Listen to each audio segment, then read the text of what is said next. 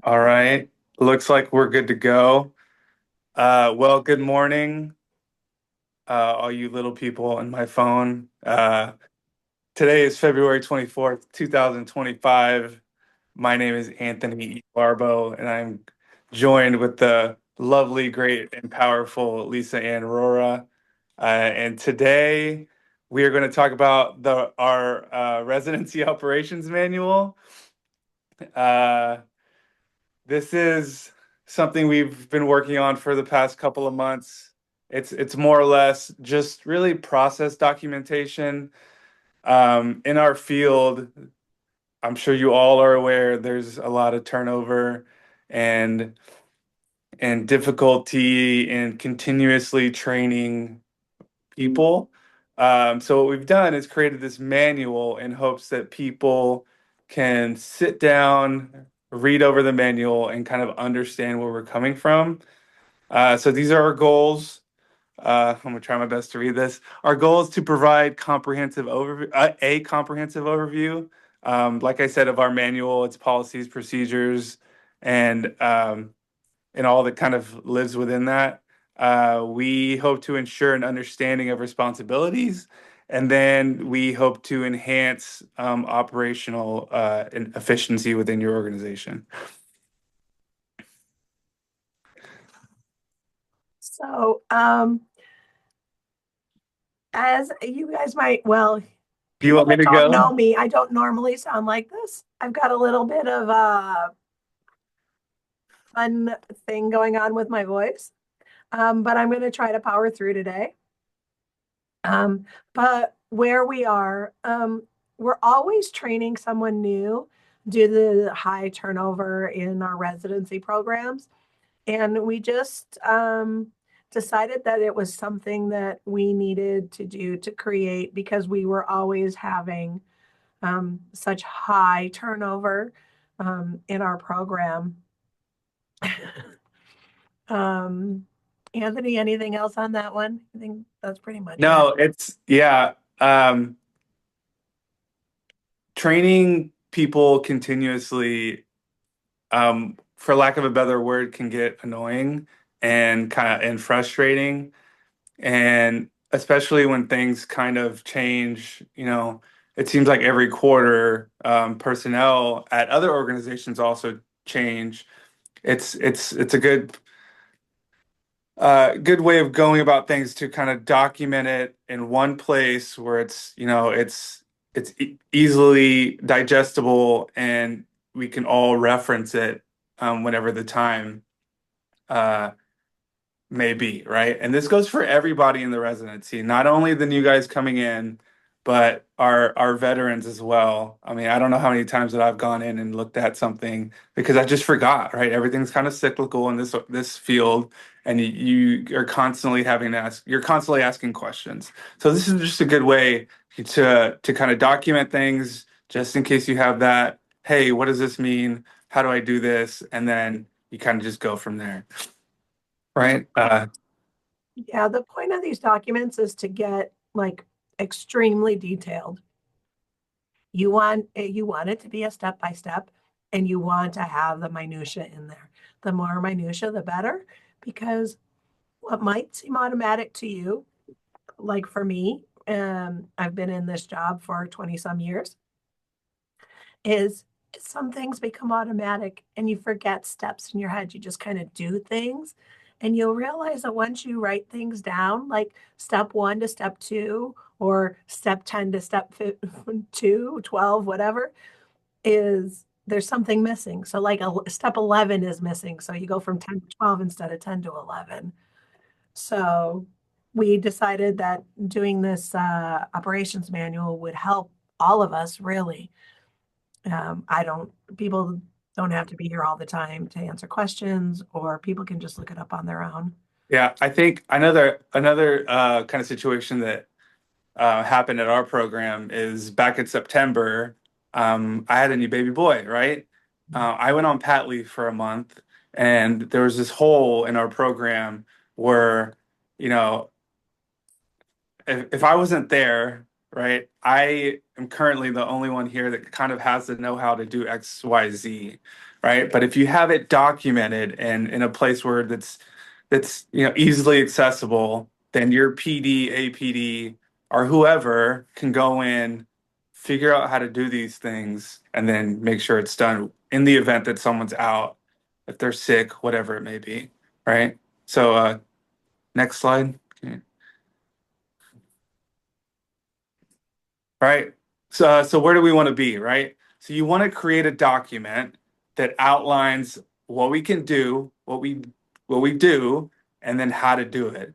And please don't forget this needs to be easily digestible and then accessed by anyone. So what we've done is created a template. I can't really read what it says. It obviously has a title, and then Who, it says what, who, a what, when. who, yeah, a who, what, and when. And then under that, it has the associated workflow to get the job done, right? Yep. So what we did when we started our manual is we looked at everything that we do. We separated everything out into categories. um, New innovations, onboarding residents, offboarding residents, budget, monies, contracting, rotation, curriculum, events, organizations, miscellaneous stuff that just doesn't fit anywhere, but where there are things that you have to do throughout the year. And then we broke them down even further. Now we have a combined program, so we at St. Peter and Chehalis, we have family medicine and we have pharmacy residency. And then there's Anthony at his program who has just FM. Now, a lot of our programs overlap in the things that we do, but we do them a little bit differently. So it really behooved us to actually work on this ROM together. One, to provide backup for like if Anthony, when he's out, then one of us as the coordinators in the other programs can help him or help his program if there's something that needs to be done a way that's specific to Summit and isn't one of the combined ways. Um, yeah. Anything else, Anthony, about how we broke this down? No, I think this is a great diagram or chart, whatever you want to call it. Uh, yeah, I highly recommend each program kind of just like break it down like this, figure out like who does what, and then kind of segregate it like we have here. Next slide. Okay. All right.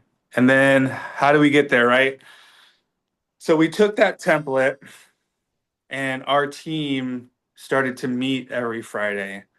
And then each Friday we would pick a topic to go over and we would break it down step by step, very specific. I like to say Barney style, and figure out how we go through X procedure, or whether that be filtering people in Eris, whether that's building the academic year in NI, whether it's onboarding resident, offboarding resident, whatever it may be. Right, each Friday, new topic, new person takes over the computer and kind of transcribes what everyone says, and then we eventually have this like big manual that basically outlines everything we do.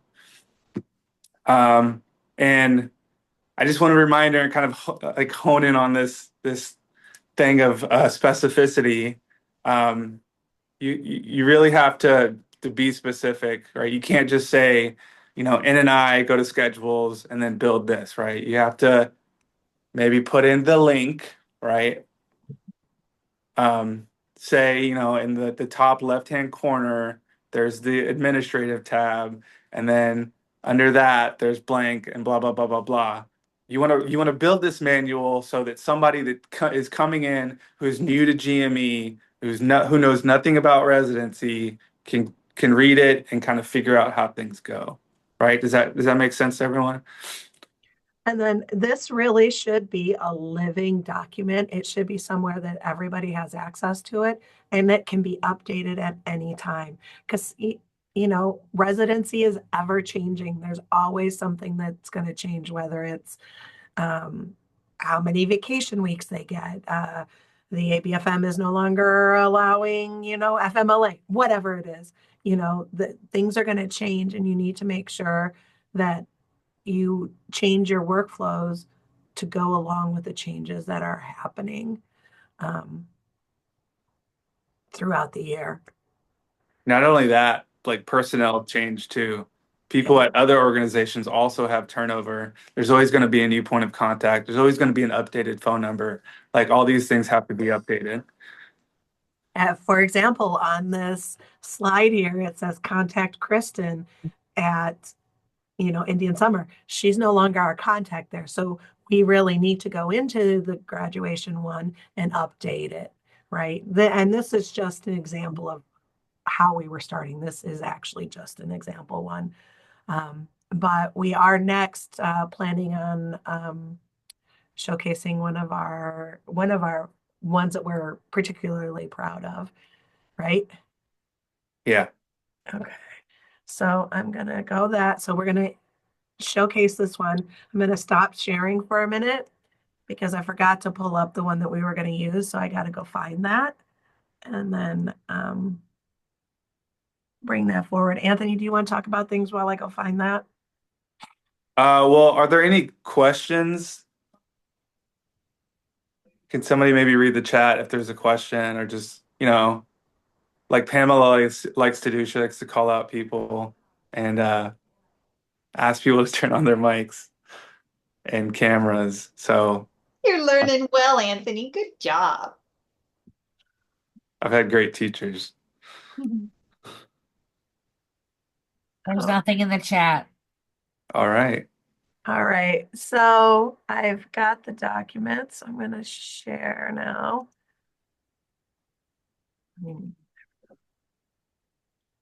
Okay, so let me know when you guys can see the screen. Yes, ma'am. Okay, so this is actually the first one that we did because we happened to start this during recruiting season and we thought, well, what perfect time to start updating our recruiting our ROM manual. So this, you can see it says recruiting, who the residency operation teams, that is all of us, program administrators, managers, coordinators. What? This is residency recruitment, and this is all programs. So we actually, all of the coordinators sat together, farm, family medicine, and dental and farm. And then when does this happen? And this happens throughout the year because recruitment is, you know, specifically is long. So we started with the recruiting events that we go through the year. So the first one is NCFMR. And then, so the very first thing you have to do, register. How are you going to do that? You'll receive an email from UW to register, and our budgets will allow for all three programs to get booths. This will make one mega booth, and we complete the registration form provided by the UW and return it to the coordinator. Um, then we need to review the participants, who's going. We need to make a note when building the academic year schedule, consider who would be going to NCFMR. So you make sure that they're on rotations that allow for you to pull them for our place anyway. And then hotels and airfare. Then we're going to review the swag and then specifically the booth details. What's needed? Electricity, padding, banners, branding, physical booth, and then the programs that we use, swap, electricity, padding, what we need to do, marketing, swag, banners, all that stuff. So we actually list out everything that we bring with us to the place. Anthony, do you want to kind of talk some more so I can give my kind of voice a break? Sure, I will try. Here, Uh, make it bigger. Is that better? can barely see it. Um, so in preparation, we review program details on the NCFMR site. That name has since changed. We review all the programs, websites, um, do some pre-event mailing out, some outreach to applicants, right? We train attendees. This is probably a big one. Um, I don't know. We usually train our residents on a glorified elevator speech on how to you know approach these applicants and make our program seem like they're the best in the world, which they are. Um, right. And then the specifics, right? So you do go out to eat, you do have all that. So reimbursement is a big thing. And then timing, how to dress, food, all that stuff kind of playing the into this. I'm not going to go in and read all of it, but you guys get the gist. Our goal is to kind of like break down anything and everything that you can think of and kind of prepare all the attendees and whoever's planning slash coordinating these events to help them and guide them into with the right procedures.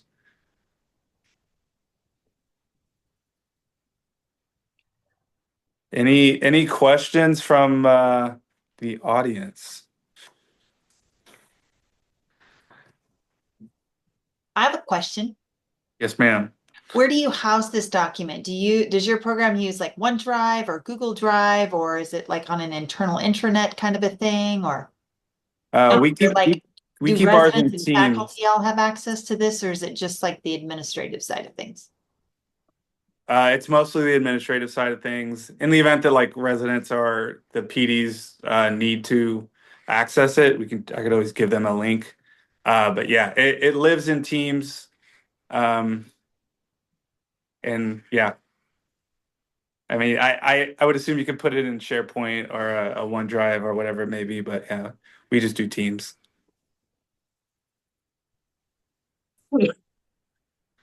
Hey, this is McKay Russman from Christ Community Health Services in Memphis, Tennessee.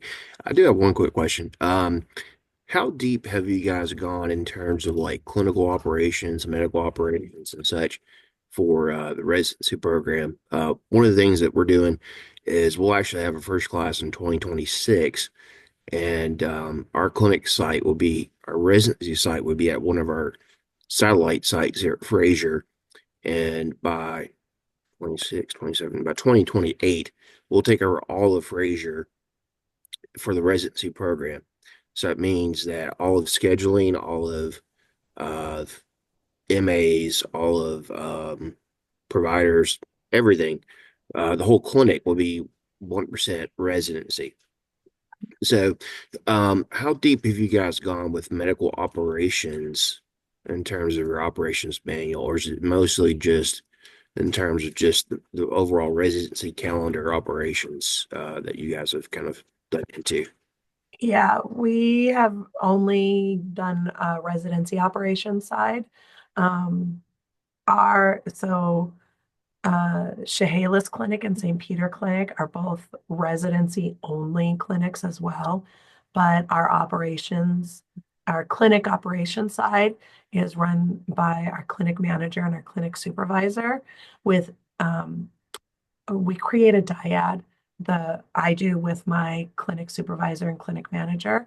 Um, Anthony's clinic is half residency, half family medicine, or something like that. Right, Yeah, Anthony?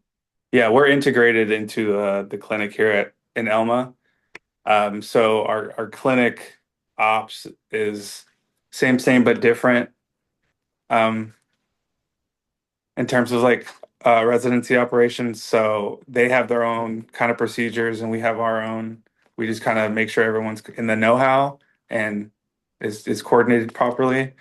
But to your question, I think these principles, right, the process documentation, I think this applies across the board in healthcare. So if you can, over these next 3 years, develop a residency operations manual, or even like have your residents start a resident handbook using these principles, I think you'll be far ahead of like most programs. I think you have to build the culture around updating this continuously, and then you'll be Gucci.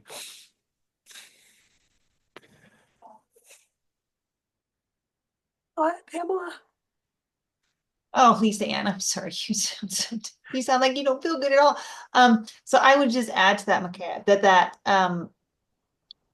I think that incorporating the clinic side of things and having a handbook for that piece of it is ideal. And I think we're all different and we all run our programs differently. And some of us were all incorporated into one entity, and then others of us have a community-based program where the residency is separate from the clinic, even though your residents are seeing patients in your clinic. Um, I know that my program is a little different in that we created an FQHC, but it includes two residency programs and like a little satellite clinic. And so it was really difficult for us to incorporate all of this into one document. And so the residencies have their own separate, we call it a handbook or manual.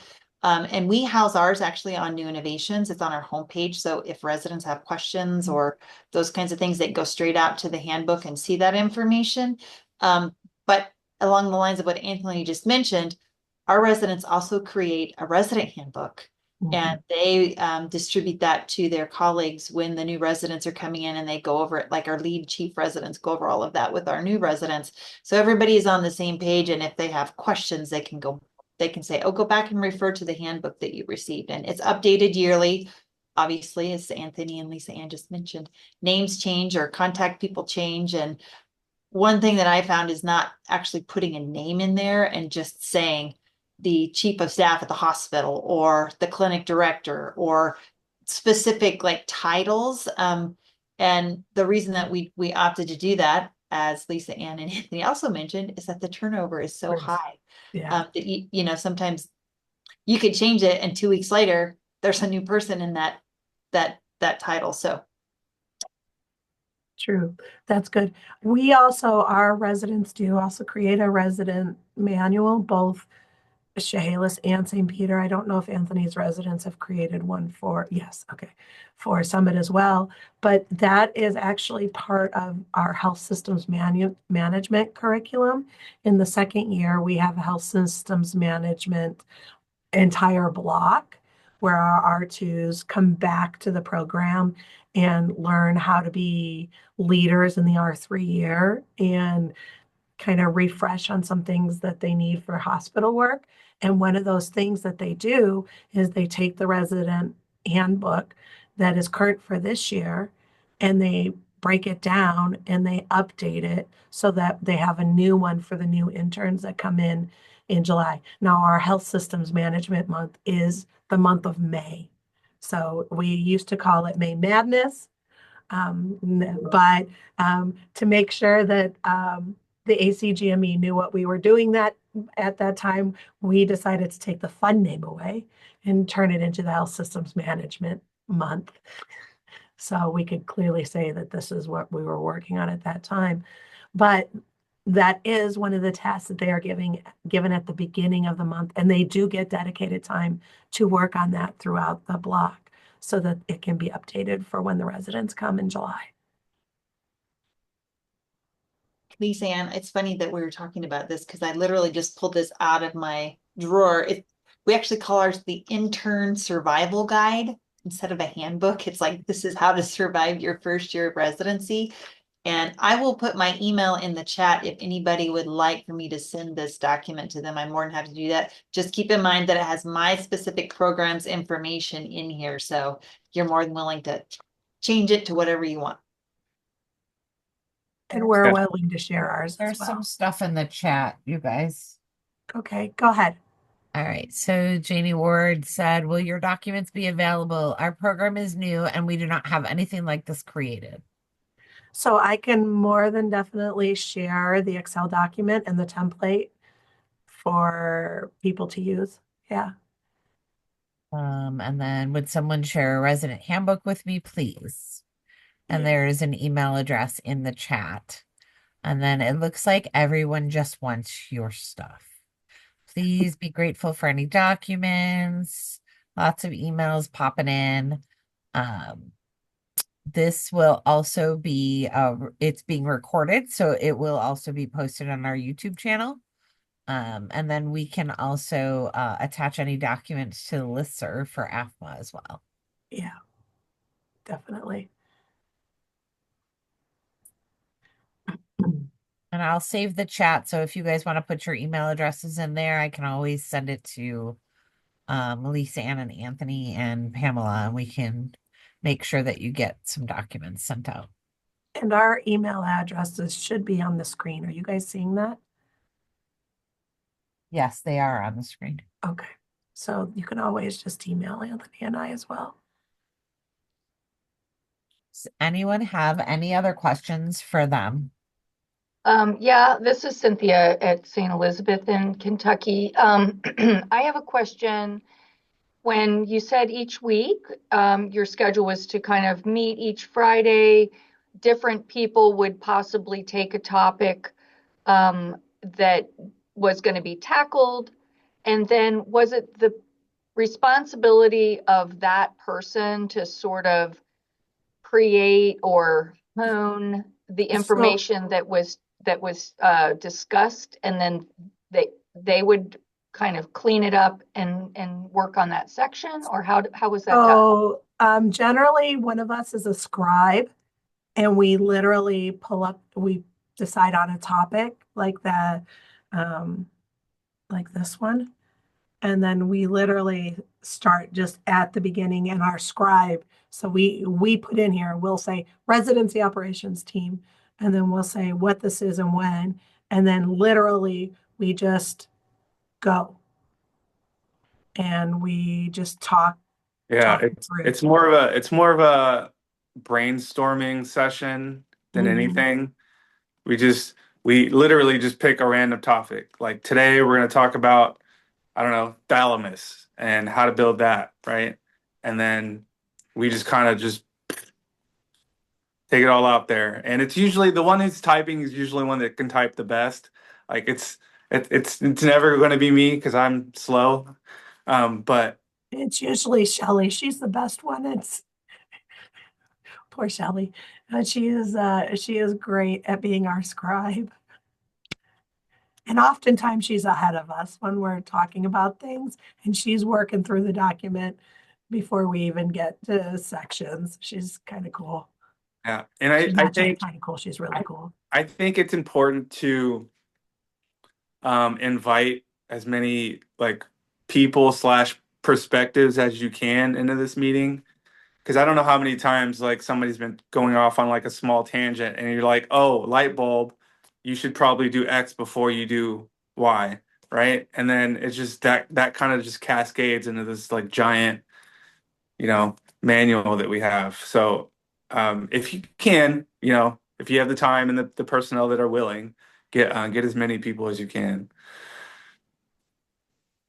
When you share this document, would you have maybe an outline or a table of contents available? Because I think, even though we've been around forever, but some programs have only been, are still in the building of their residency stage, it would be really helpful just to see all of the mechanical logistics that you've embedded in this. Oh, I see. Okay, here we go. Yeah, so this is literally what we did. We just went through, and I'm sure there's stuff missing and we'll realize them when we go through things, but literally all we did was go, okay, I work on new innovations and I know that these are the things that I do.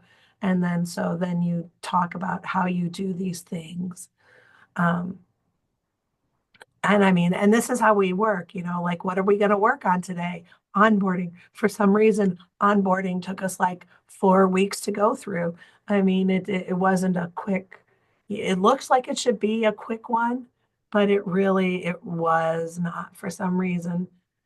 The interview season seemed like that one went the fastest. Um, but you get fatigued too. So, and like, Actually, I don't think I put recruiting on here, so that's one thing that I missed on this that we have done already. So,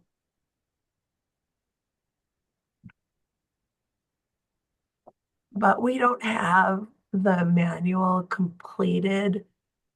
Well, we have an old manual, which is the first one that I created a long time ago. Um, and that has kind of gotten butchered through the years, and which is why we decided to go through and do this whole thing again. So we've kind of basically started from scratch.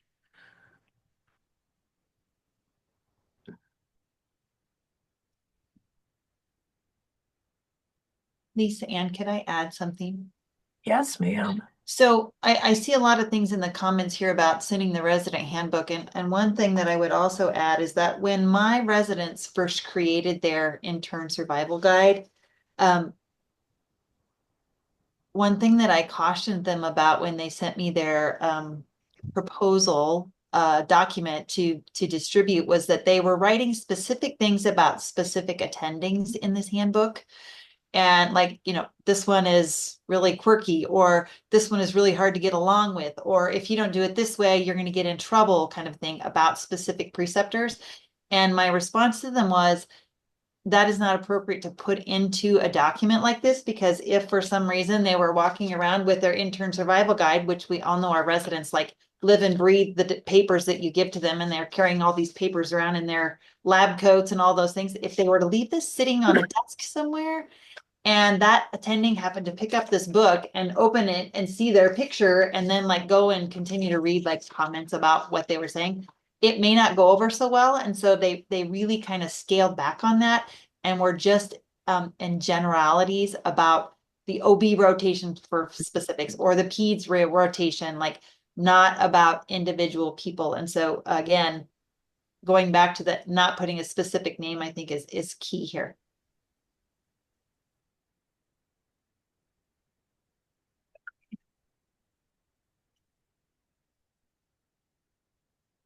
Are there any other questions or thoughts, or are there things that people are doing now for their, Anthony, quit laughing at me.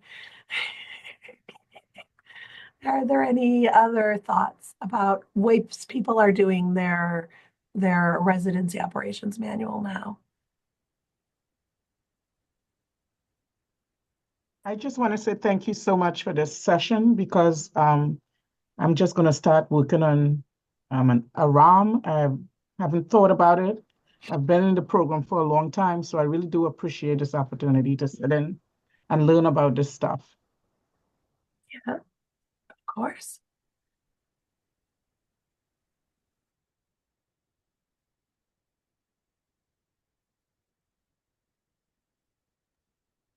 Just to point out to all of you that don't have a manual yet, so that's why we do this kind of stuff on webinars, just so you guys can get the information. But it looks like there's somebody else in the chat that also has a resident handbook and an intern guide that they'd be willing to email you also. So check out the chat before you guys sign off. Make sure that you're getting that information, because somebody else could be a great reference for you also.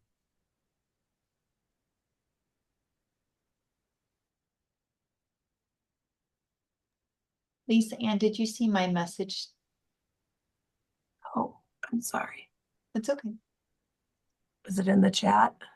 So I'll just tell you, I'll just say it here. I just asked if we could potentially put these documents on the website, on the AFMA website under shared documents. That way we're not having to like email individual people. We could just put this out there under shared documents instead of having to email multiple people. And if those of you that are online have questions about how to get to the shared documents on the AFMA website, Lisa Ann or I can, or Becky can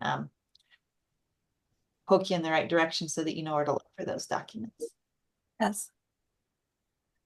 Exactly. 100%.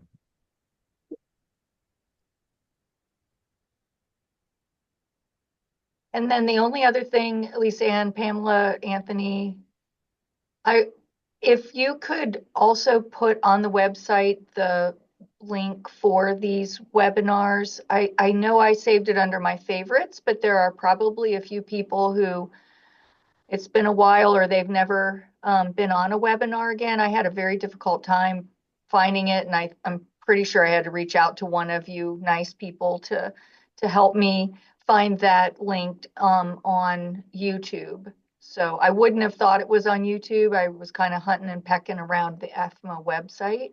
So that could be really helpful. And all of those on there are incredibly helpful. So if we had a link on the website to our YouTube channel, I think that would be really helpful. Yes, we are actually redesigning our website. So things are in flux right now.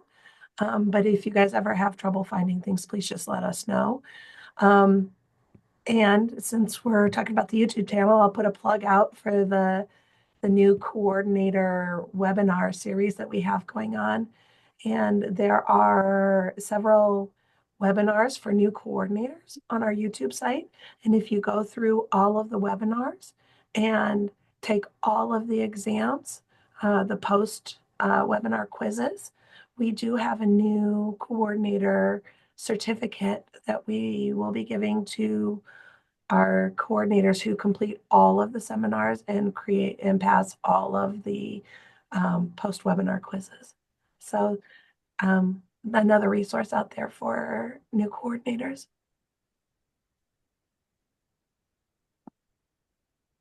I will get the YouTube link and post it here in the chat. Give me just a second. I just did.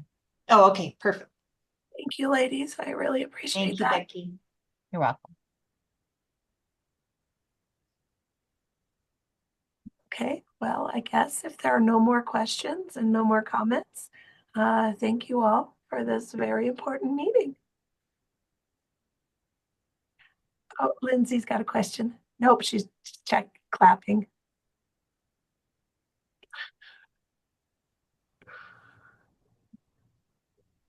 Oh, guys, have a great week. Bye, everybody.